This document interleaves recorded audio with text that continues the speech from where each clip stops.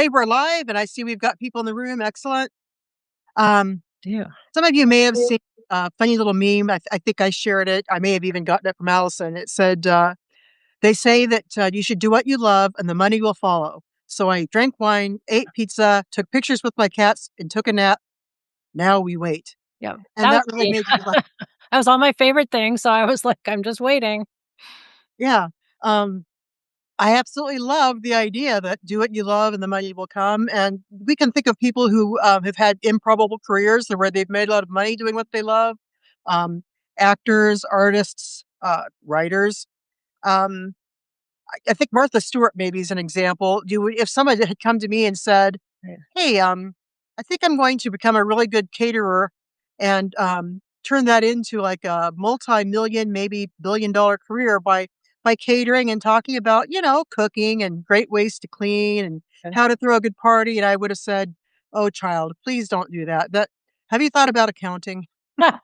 I mean, for every person who turned into Martha Stewart, however, there were lots of people who have tried to do what she did, and I mean, I think it is clear she's sort of exceptionally talented at the marketing and the business side, and I mean, there's been, critiques about her cooking forever.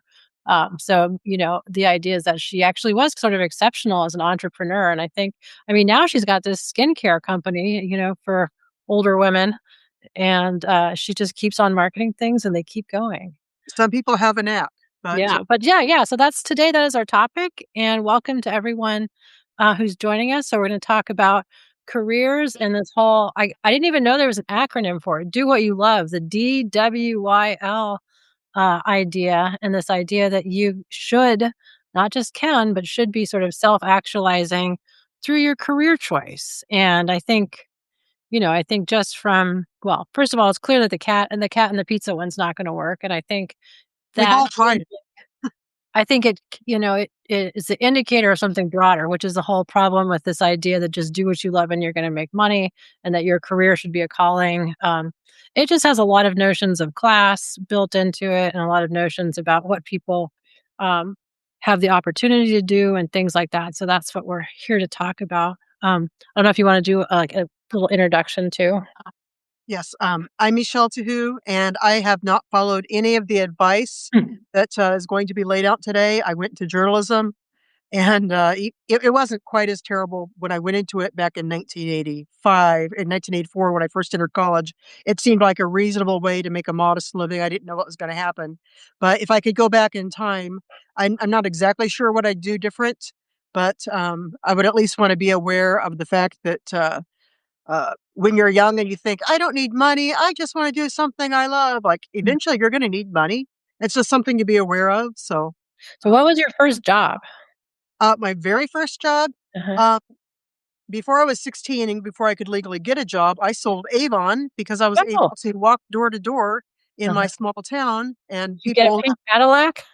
I did not get anything but a whole bunch of, free makeups well, they weren't free, a whole bunch of cheap makeup samples. But, Mhm. I mean, it was some pocket money for me, and then I did a whole lot of babysitting, and Mm. I think the first actual real, professional not professional, but the real get an actual paycheck job was in a Chinese restaurant, and I was, I think, the only non-Chinese person there, and that lasted a weekend before I went we all Were you a server? yes, Okay. and I quit, and these 2 Chinese sisters from New York quit, and I took them home with me, and we kept them at my house for the weekend until my family could drive them to the airport when the next flight was, because, it was not a good work experience at all. Okay. So that so that was your first paid job, was Yeah, that job? server in a Chinese restaurant. Okay. Because I think one of the things that, it might become something that we also think about when we talk about this do what you love is that there's another way of thinking about doing what you love in jobs is that actually you don't even know what you like until you've done a number of things. And it's Yeah. actually working all of these jobs that, tells you over time what you're good at and what you like and also gives you some skills, right? Um, Well, you get soft skills. I mean, you learn about showing up on time and getting yeah, along with bitchy coworkers, you and do. you learn how to get along with difficult bosses. I Yeah, mean, you I think definitely we've do. all had surely we've all had a few difficult bosses, and then you hopefully learn how if you're gonna become a boss later yourself, you hopefully learn what not to do. Advantage, yeah. What was your worst job? Oh gosh, I never enjoyed working fast food, which I did a lot of as a Okay. student. But, I didn't like fast food. I also did not like working in the alumni office. Yep. One of my summer jobs was working in the alumni office, Calling just, people for money? uh, writing letters, but it was like pre-real computers, so it was a very weird system, and then sorting everything in the mail bags Uh-huh. to by zip code. It was, and I That's wasn't doing it for that long. It was just for the summer, so I yeah. probably would have gotten more comfortable with it later, but I knew I didn't wanna work for the post office, I'll tell you that. And so what was your favorite job? Or what Oh is gosh, being the editor of a daily newspaper, it was my calling, I loved it, I will oh, miss see, it there you forever. I was just saying right before we started, the live, I think, even though we're here to basically say that the whole idea of your career as a calling and self-actualizing through your work is a really, elitist type of idea that doesn't necessarily work for everybody. I actually think that we probably both have jobs that we like. Oh, well, I would still be at the newspaper if I could, but Okay. it wasn't anything that I did or that, the Yeah, local paper did, it was just the industry was imploding and sure. hedge funds were bleeding all the newspapers just about dry. So, Uh-huh. it's just a career that virtually doesn't exist Yeah. anymore. I mean, some people are still hanging on, I still have friends that are in the industry, but each one of them, it's one of those things where you know that the shoe could fall at any time. Right. I was thinking being a writer is something that people think of as one of those things where, do what you love and, let the rest happen as it may. So being a writer is one of those professions where people say that. It is, and I love it, and, I've written 2 series of genre novels because that's what I started off writing, thinking that that's what I would need to do to make money. My non-genre novel actually blew those away, it did wick. I'm just gonna I'll Yeah, just show there. us. See? Um, The Trailer Park Rules, not a genre novel, more of a serious novel about people who live at a trailer park, and they're all there for different reasons. Some people made bad choices, some people this is just where life took them. Yeah. Do you have Anyway, the genre novel? Which one is the genre novel? I don't give my, I don't don't normally just talk about my, Okay. pen names because I wanna keep them separate Sure. because Yeah. a lot of people wouldn't necessarily, um Can you just answer one question? Is it vampire fiction? it isn't vampire fiction, Okay. but, I used to love the, Anne Rice novels when I was in Hmm. college, and with your comment about, how vampires could really play the long game with Right. investment, that has occurred to me 1,000 times, like, Yeah. if you could just, if you had more years for your capital to build up, how Right, even a they little bit never of and money. they never have to work actually, right? So they don't have to Yeah. worry about actualizing themselves through their careers. Yeah, exactly. I remember I'll just say the first job I ever had was at a Williams Sonoma. It was during high school, and my mom and dad told me I had to get a job to, like, I don't know, learn these soft skills, and I was really annoyed because I didn't wanna have a job, and I wanted to do the things that I wanted to do during the summer. But I actually really liked it. So I went there, and I mean, I think I made no money. I spent all my money on, buying stuff there. But I liked it. I got there every morning and I was responsible so we were trying to sell bread makers, right? As along with everything else. I was responsible for putting like the mix in the bread maker and getting it going because you wanted the whole store to smell good when people walk in. Um, and you put on your little apron that says Williams Sonoma, and I really enjoyed it. It was, I had a great time, which was a big surprise to me because I never thought I would like to work. Um, and so that was my first job. And I haven't had many jobs where you have to work like 9 to 5. So it was kind of an outlier in that sense. But I would say, like, I probably now have a job that I do like, and it's also something that people might say, like, "Do what you love and good things will come," or, compensation will come. But being a professor is not something that is I mean, it's a long road, right? You put off compensation for a long time. I mean, I had 7 years of a PhD and 3 years of law school, and then you do fellowships and, you put off earning for a very long time. So I don't know that, people think of writer or maybe professor or something that would be one of these, like, you do it for the joy of it, but it does also come with different choices that you make in terms of, like, what you're gonna earn and how soon you're gonna earn and And all what those kind of a things. family situation you're hoping to have, if y I know, you're Yeah. happily, single and childless, but had you said, "I really wanna have 6 kids," that would Mhm. have been you would have had a hard time making both of those happen It's probably. absolutely true, and I think about it, a lot of academic jobs require people to do fellowships, right, in between, like, sort of in between when you finish your dissertation or law school and when you have your first tenure track job, if you get a tenure track job anymore, because it's not always obvious. Yeah. And people have 1 or 2 fellowships, and if you do have a family, it's really hard because you can't really just move around the country for a year and expect your family to kind of move around with you. And so this again, the whole idea that you're going to do something that is a calling, right? You're going to be a tenure faculty member, comes with all of these choices, and the people who are most able and best able to take a fellowship or 2 fellowships are people who have some family resources or have not, like you said, not 6 kids and a spouse who are tied to work in a particular location. So it really demands, people having some financial buffer. It's kind of like when people talk about internships. It's the same idea. It's just a I was different just gonna form. say, I was just waiting to say, I thought of something that's really germane to this was that, when I was in college, and I went between 1984 and 1988, Uh-huh. and my advisor wanted me to do an internship, and I would have loved to have done an internship, but at least at that point in time, the internships typically didn't pay, so I would have had to go to another town, Yep. rent an apartment for 2.5 months or something, work like crazy, Mhm. and then I wouldn't have made any money, and so I told him, like, "I can't do that." Yeah. Like, and I was working at Hardee's that summer, for like a year, I worked at the Hardee's across from campus, and he said, "Working at Hardee's isn't gonna get you anywhere." I said, Right. "What do you I mean, I don't disagree, but what do you expect me to do? I mean, I I don't have to work understand. at Hardee's. I You're like, have "Oh, to." really? I thought I was gonna be like the star headliner on my resume," right? Like, Yeah, yeah. but the true thing is, like I mentioned, I know people who are still in the industry, Mhm. working in really impressive newspaper and print adjacent jobs. Yep. They all had these internships. Mhm. Uh, they all had, or most of them, from what I remember from all this time ago, but most of them did qualify for student loans. Mhm. The student loan thing, again, that was different back then. I could not get a student loan. There was not one.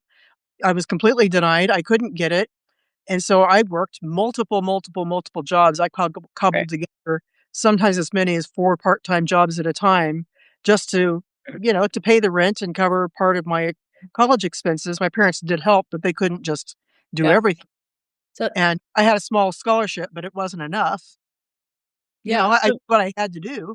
so that's kind of like the first part of this. There's 2 parts to this, right? And they're both actually flawed. The first part is the follow your passion, which is Mhm. find what you love and do it. The second part is that you'll be successful, right? Or you'll make money. The first part is problematic enough just to follow your passion because it's really something that very few people can do. Like you just said, I mean, not everybody can take an unpaid internship. I mean, first of all, there's just tons of people who don't even know how to get the unpaid internship, right? Mhm. Because the unpaid internship is your parent calling up a friend and saying, "Can my kid work with you this summer?" Right? Yeah. So the whole idea that you're gonna do all of these things to sort of find yourself and find the right job and really find this like perfect fit for you and your interests. Um, I mean, first of all, the question of whether or not there is actually a perfect fit. I mean, I kind of think people could do a lot of different jobs if it came down to it. So I could be a professor, I could be a lot of things. So the whole idea that there's one job out there for you, I think is the same idea, like same plot idea that there's one spouse out there. People can be Yeah. happy in a lot of different, things. So the whole idea that there's one job and one passion is a flawed idea. And then the whole idea that you can just go out and find it because people don't have the family resources to do that or the connections or the whatever it is, whether it's Or a lot of academic people are fellowship gonna or an internship. as a lot of people are gonna find out because a lot of jobs are either changing dramatically or disappearing altogether. Yeah, I really feel like I had that ideal job. The thing I loved about being the editor of a daily newspaper mhm, is that, because it was a smaller, I wasn't the New York Times, it was a community newspaper, yeah, but, not only could I write and edit, and toward the end, I wasn't really doing any reporting usually. It was pretty much just all editing, but I wrote the editorials, at different times. Most of the time I was writing the editorials. I always wrote a weekly column, which of course you can see because I'm writing on Medium and Substack, writing columns was always one of my favorite things. But I was also able to represent the paper, the face of the computer, or excuse me, the face of the paper in the community and things like that. I was able to, I was able to mentor younger reporters. I was able to really, if you can really have a big effect on your town in a small newspaper because you realize there's a problem, you write about it, you put in a call to action, we got to do something about this local issue. And sometimes it was really gratifying because sometimes people would stop me, people in leadership would say, this was a problem, you wrote about it, you put a stop to it. Right. It's not like I had all this power, but Right. So it, so yours is a situation then where you did follow your passion, you had a passion, you followed it, but then that implicates the second part of this whole like do what you love mantra, that once you do that, job security and safety and financial success will come with it. And that part is also flawed. No, it was very low paid. It was one of those, it was a very fun job. I mean, every day was different. And especially when I was still doing more of the reporting, I mean, sometimes you cover some really interesting, you cover some really boring board meetings too. But sometimes you're covering, really high profile types of things. And sometimes you actually do get a really cool scoop. I mean, I'm not going to let myself do it, but I could tell so many stories about amazing, cool things that we covered. But Right. that's gone now. Right. The newspapers barely exist anymore. And like in my town, people have begun to realize. I just saw a Facebook comment this morning from someone I've never heard of saying, you know, how much they miss having a local newspaper because they're trying to bring in a data center here. Right. And everyone is very up in arms about it. And in the end, it'll probably end up here. But But no one wants. this is actually one more problem with the with the do what you love is you might actually be able to do what you love, make a living, and then it's something that actually becomes no longer right an industry that is sustainable, and therefore you're taken out of doing it. And so there's another problem along with all sort of the classist problems of the idea of a calling, is that if you actually find meaning only in your work, it's problematic in the end for you as well because it can be taken away, or it can, the industry can leave or things like that. You can love your job. That doesn't mean your job will love you back. Right. And you can lose your career for things that have nothing to do with you. Again, the career that type of job can implode, which is kind of what happened to Yeah. journalism.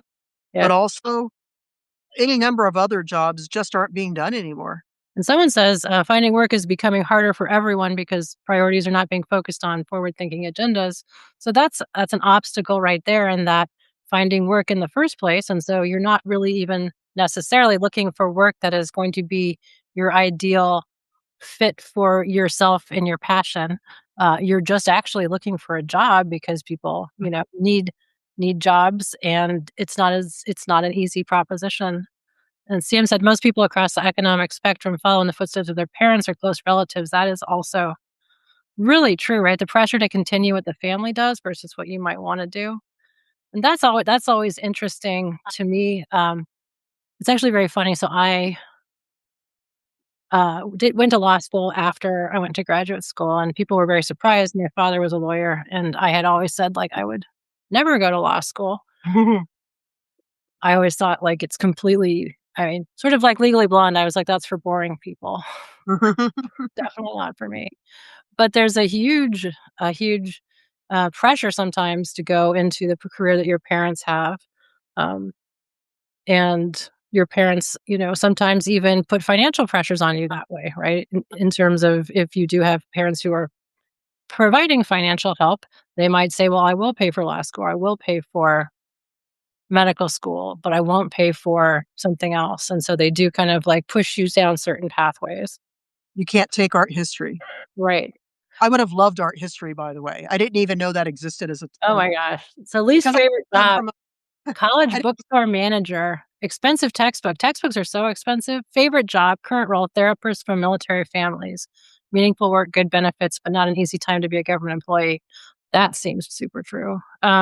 College textbooks, I mean, that's a whole nother discussion. So I have a textbook, my own textbook that I use, and I think it's like $350, and I try to give them a lot of parts for free, and I try to say that you can use like the earlier editions, so like it's down there. But lot of textbooks are about $350 a piece these days, which is I was incredibly very crazy.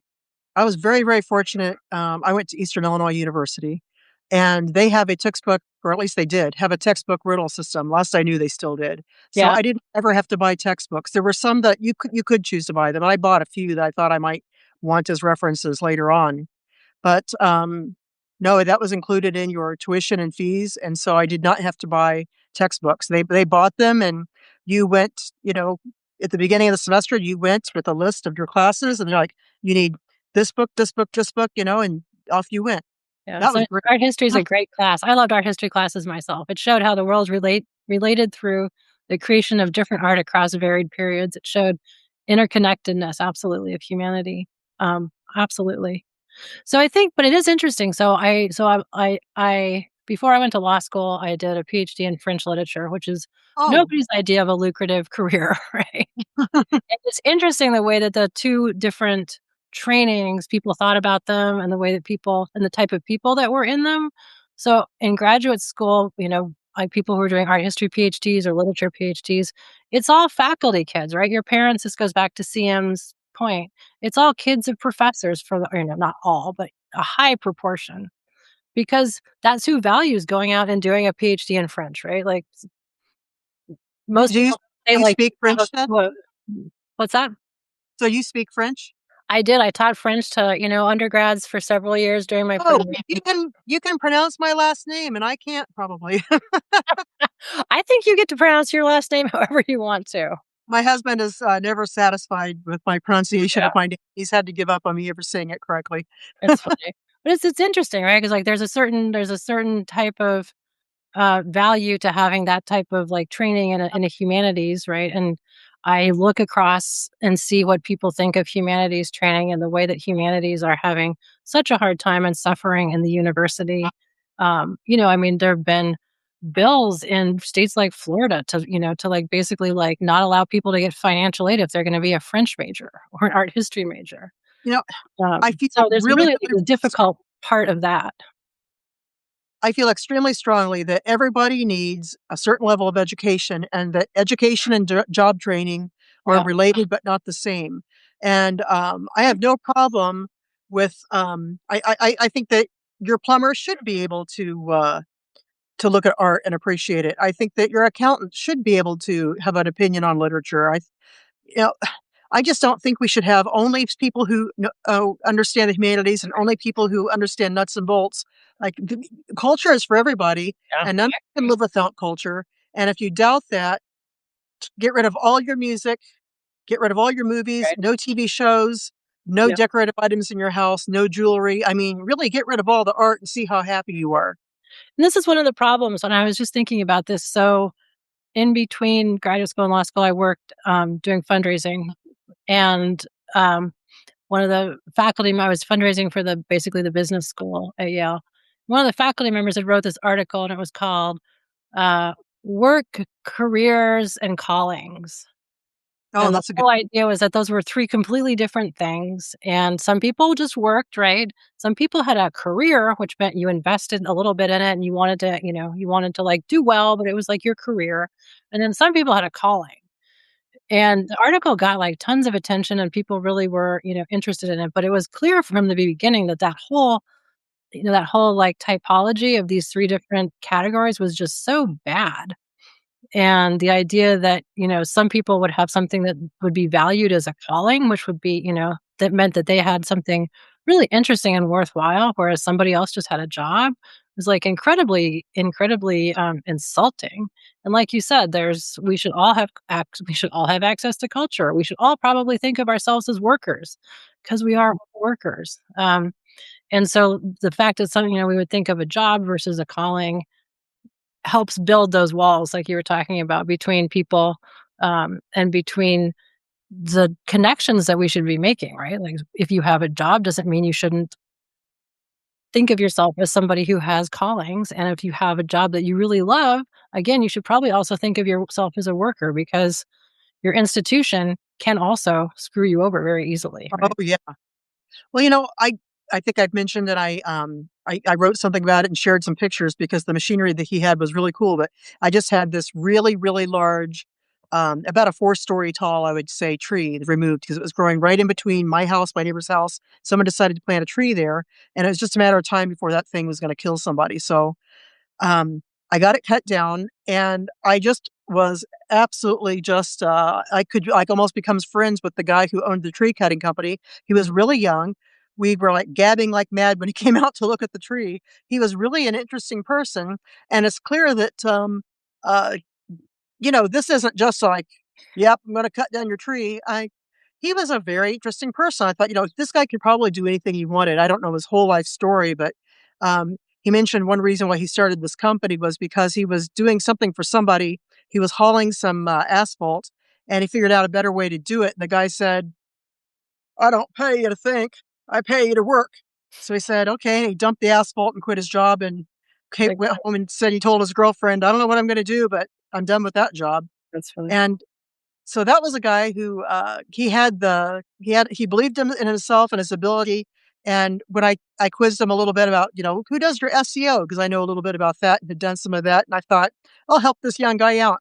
He was way ahead, he knew all about Google ad buys and Yeah, SEO, and, I mean, he knew the business, not he wasn't just a guy who cut down trees. He was a really talented entrepreneur, yeah, and he made this up by himself. He didn't, like, just get a job doing it. He bought some really expensive equipment. He supervised a really well-run crew, yeah. and I thought, "Wow," I mean, That's perfect, right? I was That's a really perfect impressed. example of why this whole, like, job, career, calling thing is absolute, like, nonsense because there are people who do things that, in that framework might be considered a job, right? Like a plumber or a sanitation worker or, somebody who cuts down trees, but they have invested a great deal, love it, actually, like, are creative about ways to build a business and do Mhm. outreach to people.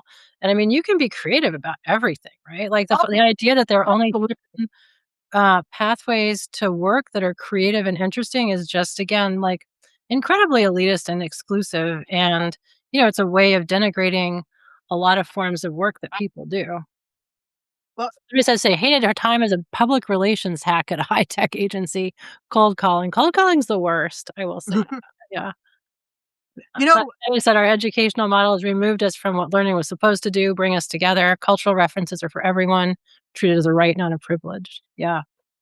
Um, I, so yeah, so I think, right, it's a way of denigrating certain types of work and also, thinking it's a way of molding people's thinking and confirming people's thinking about certain types of jobs and why they're lesser than other types of jobs. And, once you sort of build that thinking in, it makes it easier to give them less respect, but also fewer benefits. And it builds into a system where you have, really structured hierarchies of work, which a is lot of you may have read, the great Barbara Ehrenreich's book, Nickel and Dimed. yeah, Oh, I love that book so much. great So book.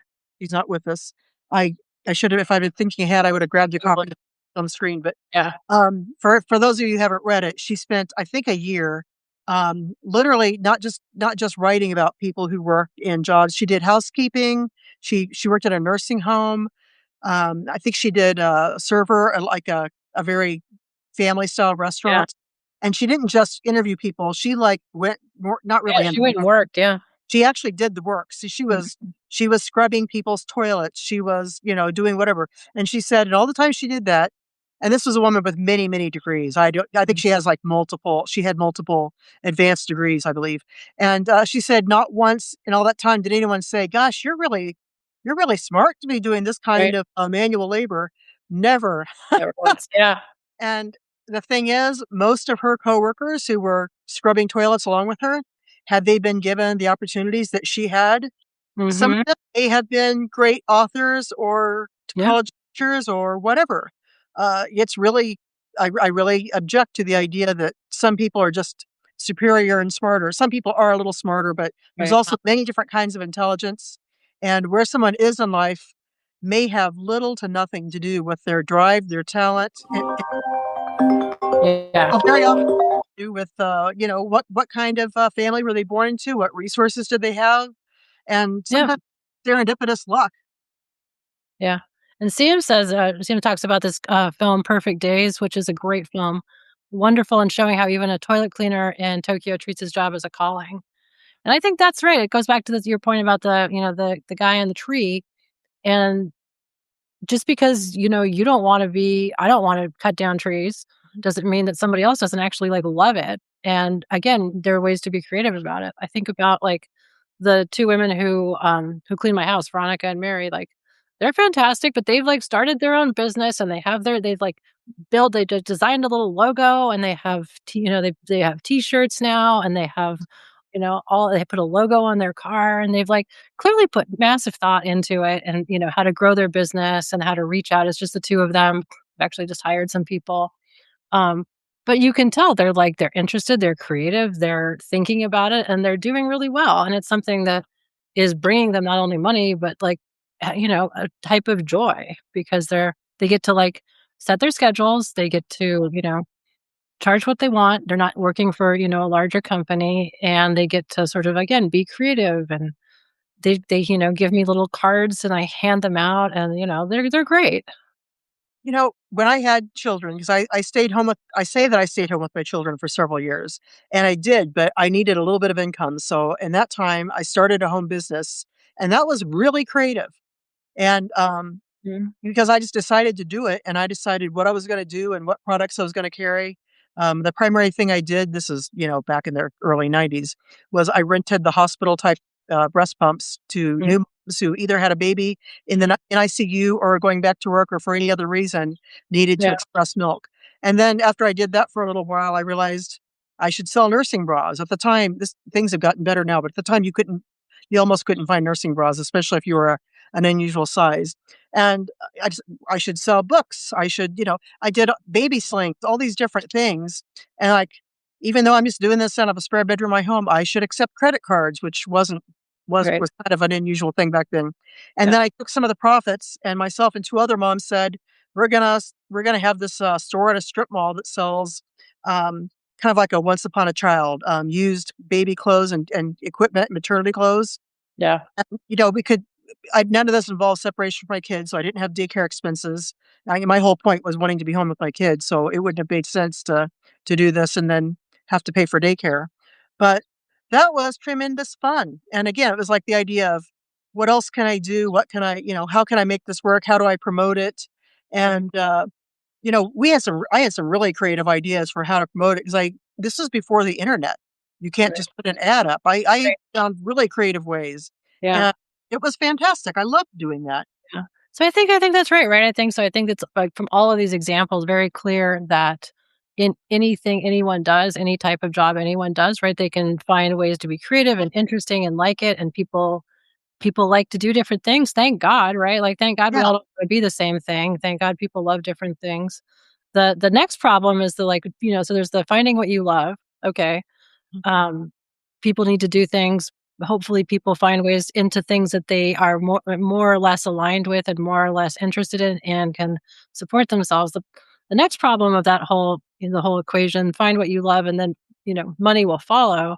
That's the other part of the problem, right? Because of the way that we compensate jobs. So most of the things that we were been talking about doing that people love, right, are not necessarily things that bring in money.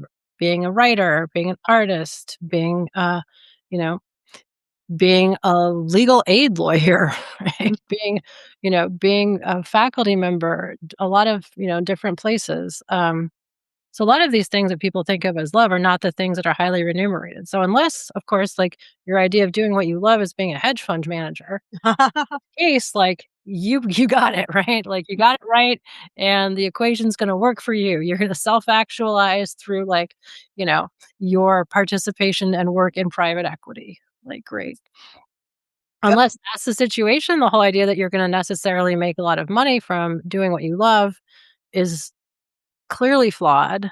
And there's something else in that kind of gets interesting there too, which is that a lot of times when we talk about, like people doing what they love, a lot of times it will actually be a reason that's given for people to be paid less, right? Oh, absolutely. Like, oh, well, you're just doing what you love, and so I just get satisfaction out of it. It's like, well, you could also pay me more, and I'd get more satisfaction, The right? newspaper journalism world, notoriously terrible, terrible pay.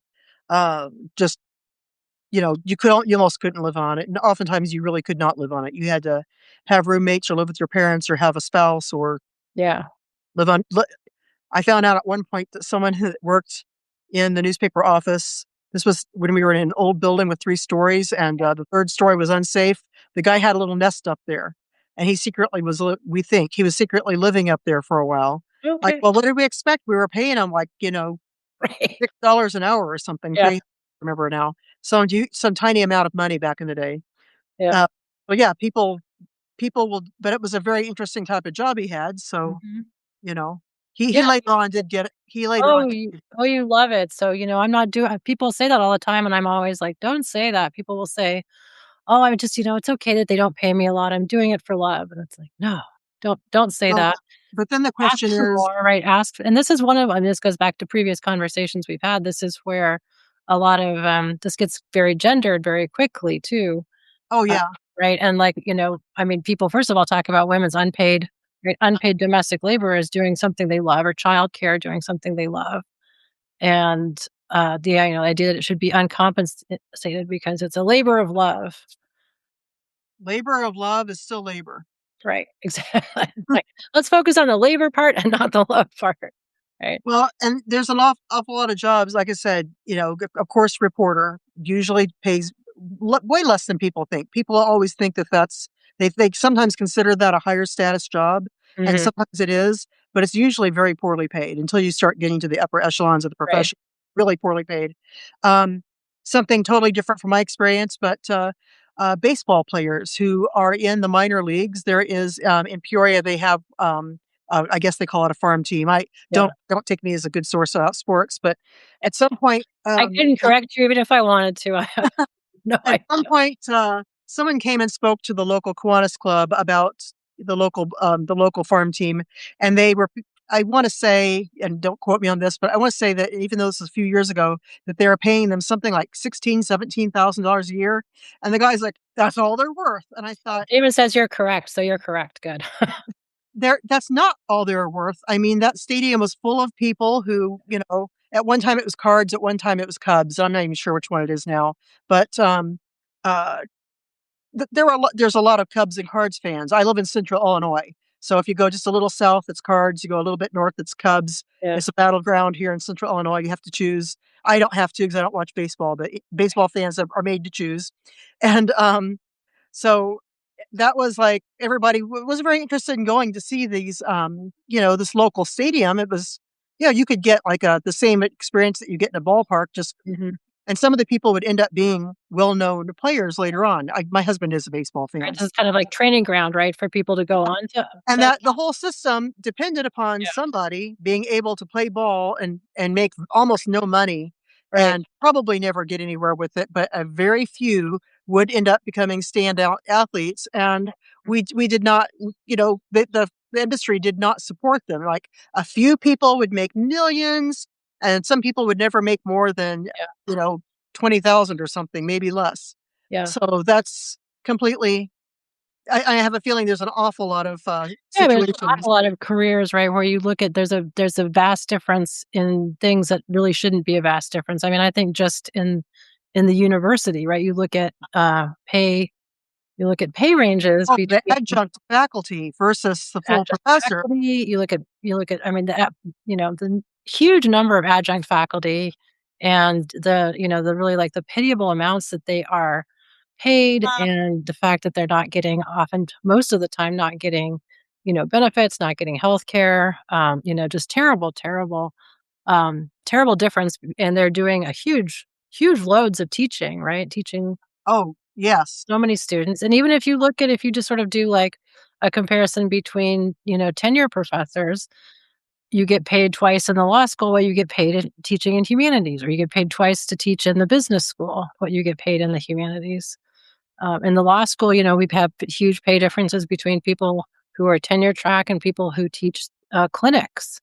So you can just, I mean, there's just such a lot of different hierarchies involved, and for people doing similar work, right? People Yeah. who are all involved in the work of teaching students, and who are all And involved in sort of like the mission of the university in various ways, and and I get the argument significant disparity in pay. I get the argument that the law school professor has a lot of high paid options that they could go to. They can go Yeah, private practice or whatever. Whereas the guy who teaches, French literature, right. Yeah, there I mean, may I try to tell, like, I have, at my school, friends and lots of friends in the humanities in the French department, and I try to never tell people, like, my teaching load or, I mean, what I try to talk about salary because it's just actually insulting at the end of the day, the difference between the 2. And yeah, Thaddeus says being an adjunct is a crazy amount of work, and you don't make anywhere near what professors with tenure make, and it is an unnecessary stratification. It is absolutely unnecessary. It's been made necessary right by the corporate university and the idea that we have to pay as little as possible and try to hire as few new sort of tenure lines and try to really shift work over to these contingent contingent faculty members. And this actually goes back to one of the things I was mentioned earlier, the fact that one of the problems we don't think of people with jobs as creative people, and academics and other people who also have sort of careers that might fit in this calling don't think of themselves as workers. And it's hard in the sense that, so like when I was in graduate school, there was a lot of the graduate students were trying to get a union. Hmm. And, the school was absolutely 100% against it. We were not workers, right? Even though we did teaching and we fit into the definition of part time employees, because especially when we taught languages like I did, you fit into the like you work 20 hours a week or more. But they resisted on every front the idea that we were workers. And a lot of times academics and I think other people who fit into these sort of professional categories don't like to be considered as workers. And it's very hard to organize them, right? It's very hard to get solidarity and to get organization in these work groups because people don't think of themselves again as workers, which they are. I can tell you, your university will treat you as a worker. Right. you know, Another thing is that, I mean, like we said, someone has still got to do a great number of jobs that maybe were not anybody's total dream job. And I Mhm. think, janitorial, housekeeping type jobs, uh, I'm not some people do enjoy them. I would not be one of them. I can barely be bothered to clean my own house. But someone has to be able to do these jobs. There's a lot of jobs that really need to be done that may not be anybody's you know, step to self-actualization or something, but Yeah. there's another way, and that is, your hobbies and your pastimes, and my husband's a good example. He's an immigrant. He knew when he moved here 20 years ago, just so we could get married, Mhm. that, he had no idea what kind of job he's gonna be able to get. He'd owned a business in the Netherlands. And so, he's a steel buyer, which can be interesting, but it's not that his dream was like, "I've always wanted to buy massive amounts of steel tubing and sheet metal." I mean, that wasn't necessarily, something he dreamed about from a young age. He always wanted to record music. Right. I mean, He this had goes back to the idea, right, that you don't actually know what you wanna do until you've tried a lot of things. Yeah, but, we have a recording studio in our attic.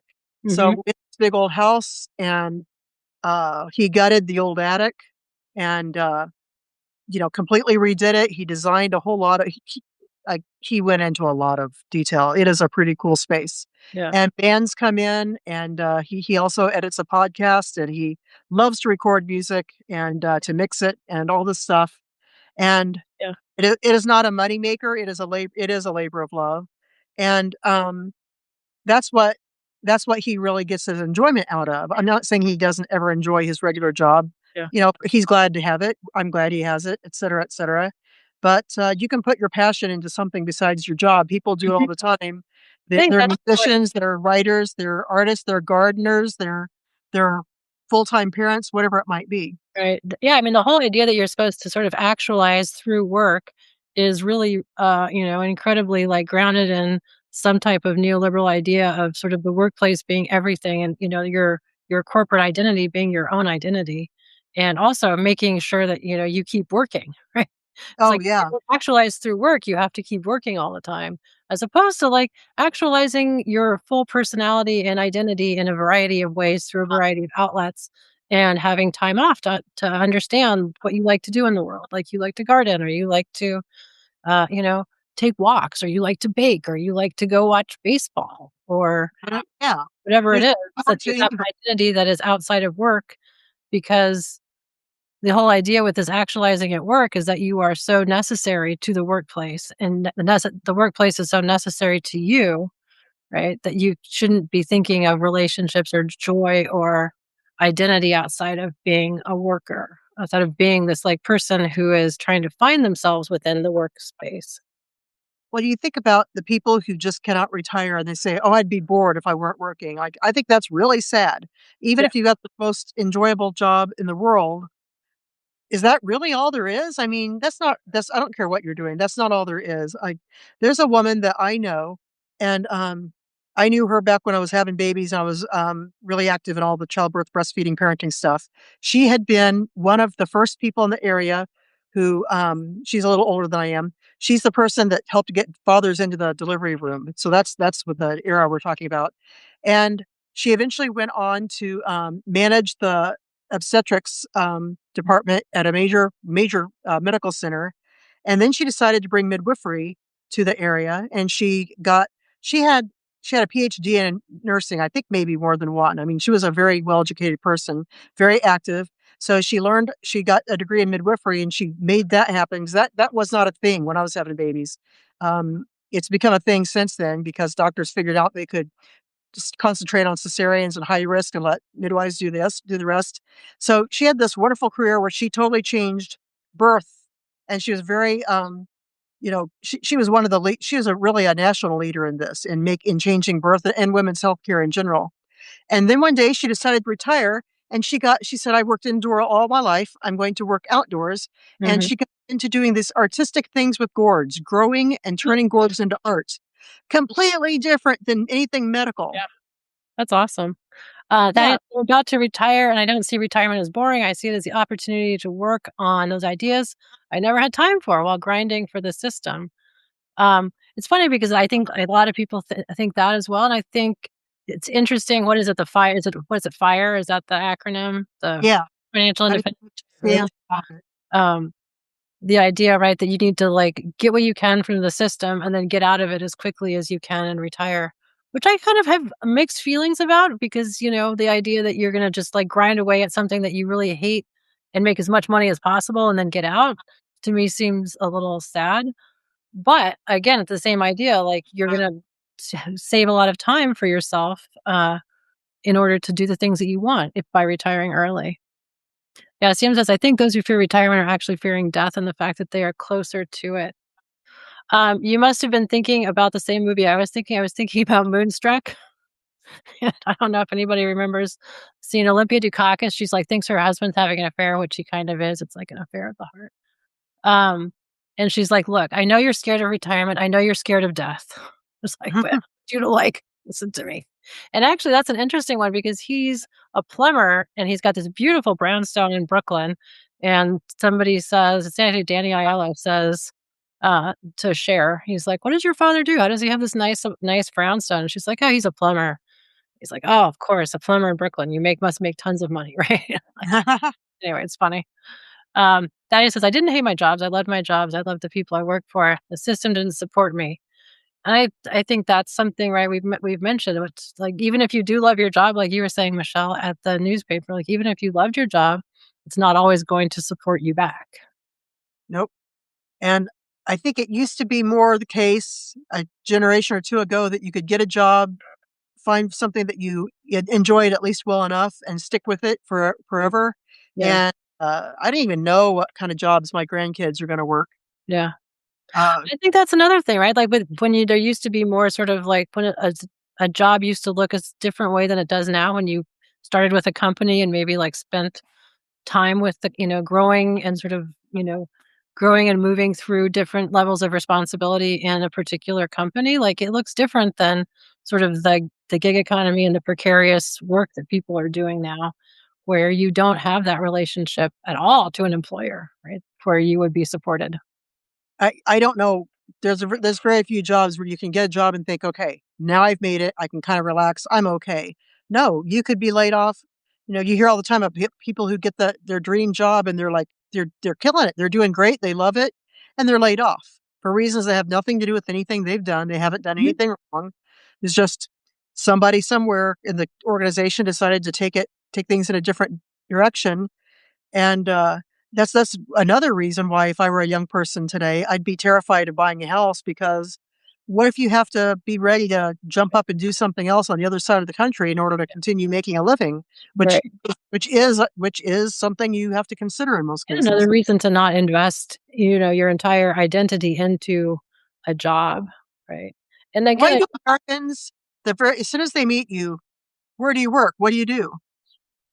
yeah, people always, criticize unfairly Americans for doing that, right? Like when you go to other countries, like, I mean, I just think of like countries that EU countries I know, people don't start with that, right? It's rude to be like, "What do you do?" is the first question because it's so, you know, Well, for one thing, it's an immediate classification. right. It's an If you immediate say, proxy for like what class or what amount of money you have, right? it's like, and the other thing is, sometimes in my life I could answer that job truthfully in several different ways. Mhm. Like, I think when I say I'm a writer, a lot of people think, "Pff," I've seen it in their eyes, like, Right. "Oh, yeah, he writes poetry probably to her Yeah. cat." And Right. I'm like, "No, I actually do spend full time writing. I have books. I have Right. a couple platforms I write on. I was doing quite a bit of SEO on the side, although that's dried up thanks to AI. I've done advertising. Sometimes I still do a little bit of that on a freelance basis. Yeah. And I spent, of course, 30 years writing in the journalism world, Right. writing all kinds of things. And I worked in marketing and advertising. Like, no, I really do know what I'm talking about. I'm not just someone who has a hobby of writing. Not that there's anything wrong with having a hobby for writing, but I'm not putting on airs when I say I'm a writer. That's actually what I do. But I could also at different times describe myself in a lot of different ways. And so, I know that people respond differently if I say I'm a writer, or if I say I used to be a newspaper editor, or, you know, there's a lot of different ways you can say it. Like, Mhm. as I'm home all the time, I actually pursue my hobbies, my bread baking hobby, for instance. Mhm. That's not a job. I don't get paid for it, but I spend a lot of time perfecting it. Yeah. Yeah. And I love to talk about it to like-minded people, but Mhm. it's not a job, it's just one of those things I do that I like to talk about. Yeah. Vincent says, nowhere near requirement, but a job is ultimately someone else's growth, right? Even if it's very enjoyable, it's just not my gig. It's something I'm helping out with. Mm. And I think that gets to the heart of it, right? The everything that you're doing and pouring into your job is not necessarily something you're going to get back. And I think about that a lot because, people talk all the time about we have to build community and we have to build institutions. And it's like, I'm happy to go to meetings and I'm happy to engage in like governance and I'm happy to do the things, but like building somebody else's institution, like I do want the institution to look certain ways, but I understand that there are limits of what I can do and limits of how much I should be putting in to an institution that is not going to have necessarily have my back at all times. Well, it's a very uncomfortable thing to learn, and it happens to a lot of us at some point Mhm. when you think that you are doing really valuable work and your services are no longer needed. Mhm. Right, and I yes, I've had that somewhat well, in the last year or 2, had some sort of situations like that, and it's a wake-up call, and it does make you think about the fact that, as people tell you your entire life, like, everyone's basically fungible in a workplace, right? But and the worst is if you work someplace and they keep saying like, "Oh, we're really a family here." I Oh, I hate don't that. not Oh my like god, I hate that. that more than anything. You don't lay off your grandma. You don't lay off your niece. That's actually We're what not you just a family. you hit on my pet peeve. I really hate it when people talk about the workplace as a family for so many reasons. First of all, it assumes that people have happy families, That's which true, not everybody does. not Maybe it is everyone a does. It's like, family. "Oh, okay, you're gonna," it's like, "Yes, you are being abusive. I understand the family." So the whole idea that the workplace is a family is just crazy to me because of the assumptions it makes about people's families, which I think are absolutely inappropriate. Um, Again, if you want to, like, manifest controlling and weird and, clueless dynamics, sure, okay. Um, And the other thing is, I don't also hate organize it. your whole family or your whole work life around your job, Right. because if It you have makes all your friends or colleagues and you lose that job, sometimes you do stay friends with, the people that you work with, but a lot of times as soon as you leave, It Those also makes it sound like, again, like you're doing this out of a labor of love, right? It's just like a labor of love that I show up to a faculty meeting. Like, that is not true. I show up because it's my job, right? yeah. Oh, I It's can the comments, and we somebody are a the other family, I'm not drunk of corporate. It's I like that, that's right. that's Um, clever. Use but it that. does, so, like, we're a family is another iteration of you're doing it out of love, therefore, like, it's not work. And No, I like you I'm said, doing like, it for healthcare and paycheck. a labor of love is still labor, and just because I like my job doesn't mean you're my family member. I already have a mother, I already have a cat, like, I have all the things I need, and Like, I just so don't like need you to fa be my family. so you're saying you're like my father? That's great. Dad, can I have a loan? "Hey, can I have the car? I'm going out." Yeah. Yeah.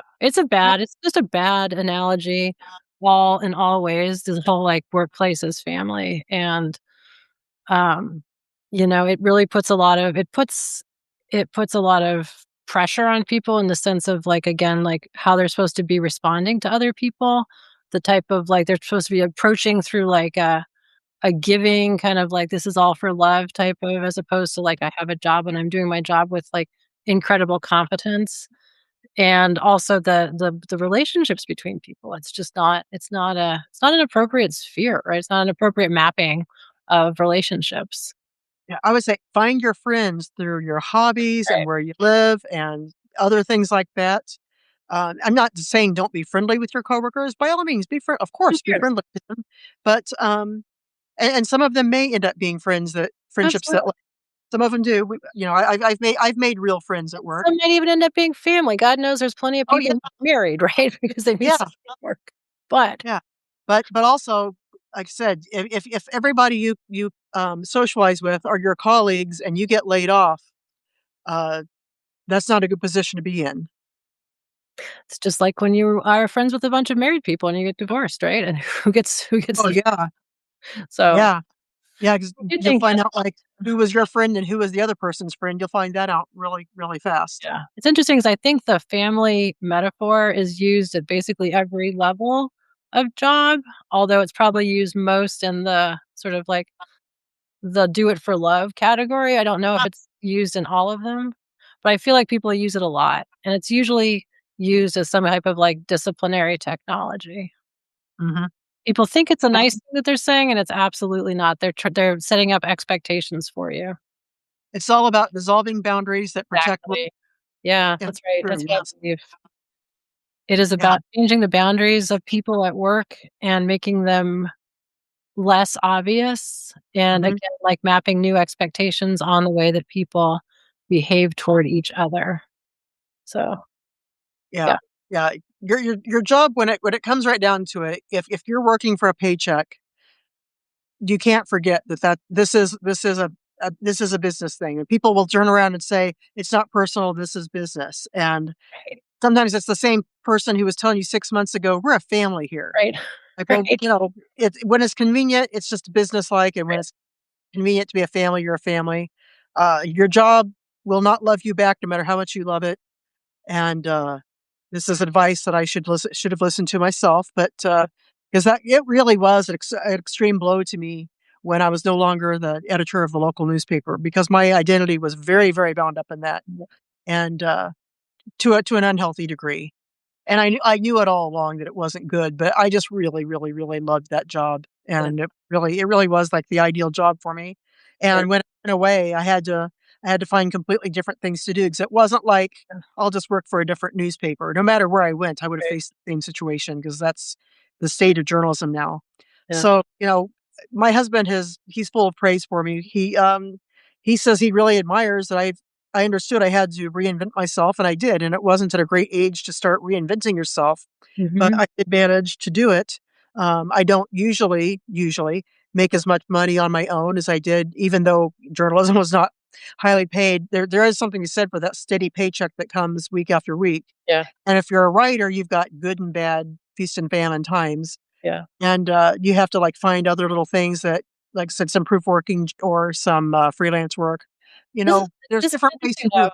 because it points to that and it's kind of, like, takes us back to the beginning, so it's a good place to, like, wrap up. But it takes us back to Martha Stewart, because things always come back to Martha Stewart. But also, if you think of your job as like one thing and a calling, and you have one thing you can do, it precludes the possibilities of people reinventing themselves, right, and trying new things. And I mean, Martha Stewart completely reinvented herself. Like I said, now she's out there selling skincare, doing a great job of it. I mean, she clearly is an entrepreneur to her core. But the idea, like you had to go and reinvent yourself, and people have to reinvent themselves all the time. Sometimes because they have to, because the job has basically forced them into reinvention. Sometimes because people want to, right? They decide that being a Mhm. corporate lawyer is not for them, and they want to be a pastry chef.